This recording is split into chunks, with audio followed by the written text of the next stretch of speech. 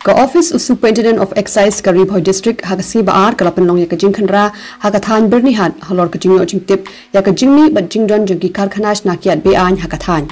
ya ka ni ka jingkhanra lapan long hapo ka jingram u Superintendent ka Excise Ribhoi ba RC Dingdo haringkat ka jingrap lang jong katanat Excise ka Assam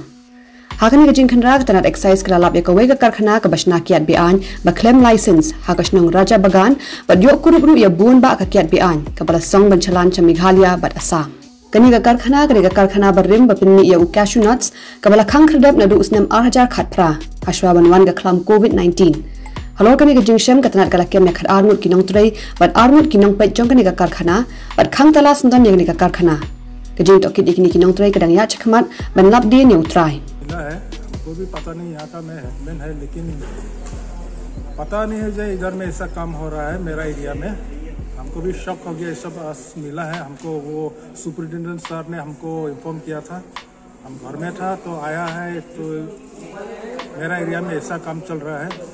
तो ये फैक्ट्री तो 2018-19 से बंद पड़ा हुआ था, ये कैशू का है प्लान इन लोग का, तो बंद पड़ा हुआ है। हम लोग का जब बंद है तो हम लोग भी कुछ यूनिवर्सिटी कुछ भी इशू नहीं करता है, इसमें बंद है तो बंद है, हम लोग कुछ इसमें वो नहीं करता है। तो आज में देखा तो इतना बड़ा इधर में दारू का प्लान बना के रखा है लोग अंदर में, हम लोग को भी पता नहीं। यहाँ में जितना वर्कर है वो भी सब